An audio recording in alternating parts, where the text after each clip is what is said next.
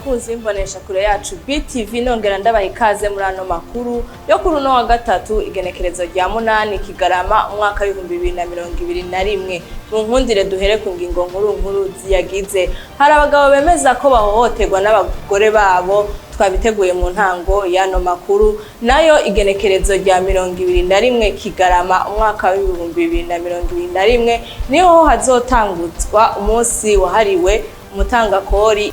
Aya n'ayandi ni mukanya tubaramutse nongere ndabaha ikaze.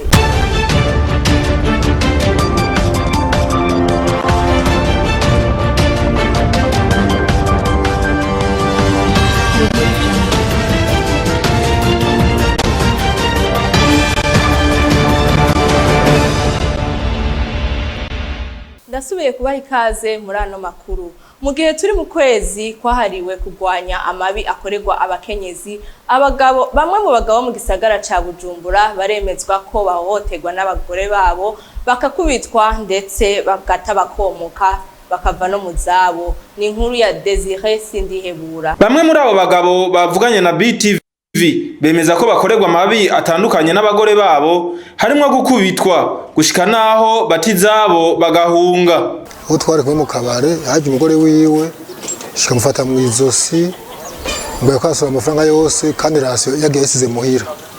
Aremeza ko rasiyo yayisize aramara yandi arankuyakira.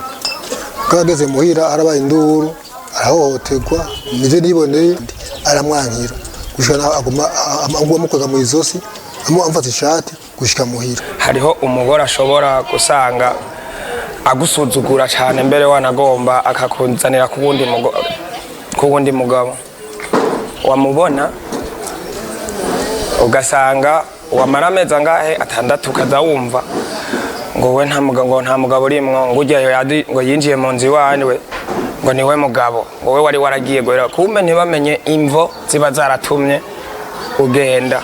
Uyu mugabo we avuga ko yashwanye n'umufasha wiwe kubera kubaza icyatumye umwana wiwe w'umukobwa atashe amasaha yitereye. Naratashe mu rugo, shitse mu rugo sanga ntashe mfise umwana kuzo w'umukobwa sanga narataha saa 3 z'ijoro.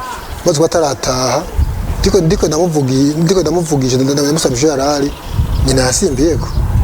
Ndiko ndaza umwana wiwe yarari saa 3 z'ijoro navyo ndisego natashe nyina yasimbirako. Umukurambere Adolphe Ntibasharira aremeza ko hari abakenyezi basigaye bitwara nabi ibituma bahohotera abagabo babo. Agomba kwigana umugabo wiwe. Hariho mbere n'abatamuhira abagabo babo ubuho ngo niyo majambere ngo umugabo n'umugore barangana ngo imbere y'amategeko, imbere y'ikego barangana imbere y'amategeko.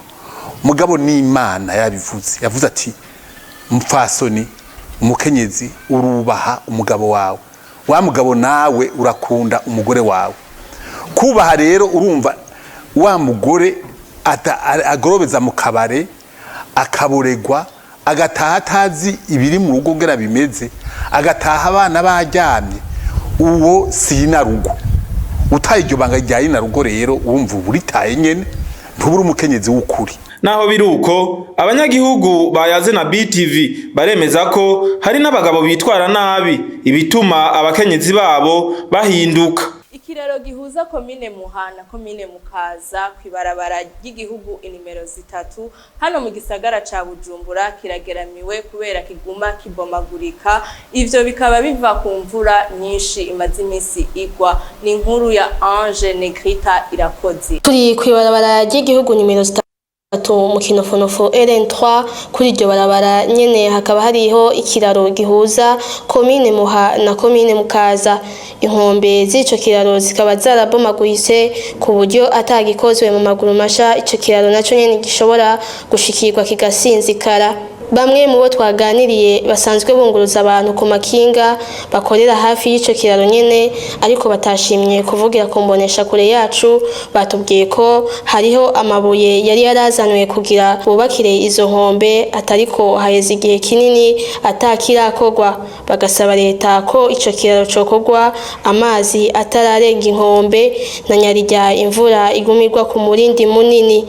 Ivyo biruko mu gihe ku ruhande rwo hepfo rw'ico kiraro bari bari baragerageje kuhubaka ariko naho nyene hatanguye kubomoka kubera inguvu z'amazi kandi azari menshi. Umuyobozi w'ikigo OBR yamenyesheje ko abidogera OBR ko baguma baduza amakori, avuga ko ayo mafaranga aheza akubaka amabarabara yabomotse agafasha n'izindi nyubako abenegihugu bakenera. Akaba yabivuze mu kiganiro yahaye abamenyesha makuru kuri uno wa gatatu, aho yariko amenyesha ko hagiye gutangura umunsi wahariwe umutangakori ukazoba ku igenekerezo rya 21 Kigarama uyu mwaka w'2021. Tumukurikire Pacifique Munyeshongore, umuyobozi mukuru w'ikigo OBR.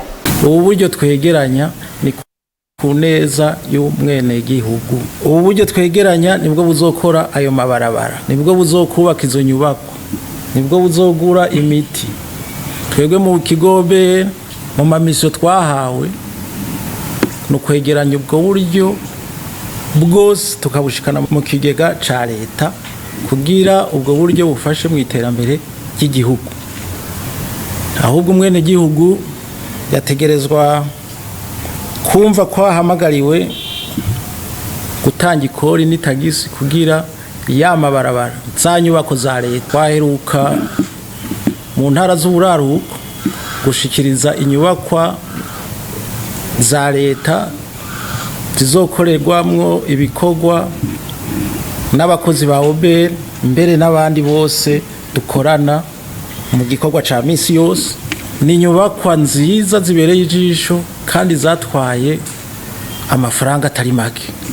Nayo mafaranga sideni n'amafaranga yavuye muri za ntererano. Bivuga yuko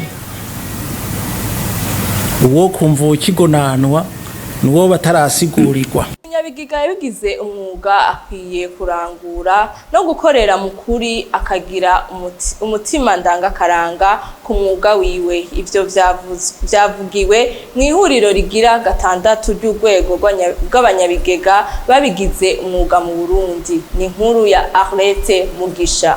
Muri iryo huriro rigira 6 ry'urwego rw'abanyabigega babigize umwuga mu Burundi gitabiriwe n'abatari bake bahurikiye muri urwo rwego. Kubwa Frederic Gahungu arirongoye ati nakaryo keza ko kurabira hamwe ingene barangura imirimo yabo ndetse banigishanye n'akarangamutima kabo, kuko umwuga wabo utazwi na benshi ngo ariko naho batawuzi bafise akamaro kanini mu iterambere ry'ubutunzi. Umwuga wacu abantu benshi ntibawuzi, ni nko kuvura, ni nko guca imanza, ni ibintu umuntu aza akakwitura kubera ubu murusha ubwenge ushobora no kumuhenda. Mugabo tuvuga tuti wewe akarangamutima kawe niko kagira, kuko niyo waza kuvuga ibiharuro watoye nta wundi azoguhinyitsa. Mugabo cyane ni akarangamutima.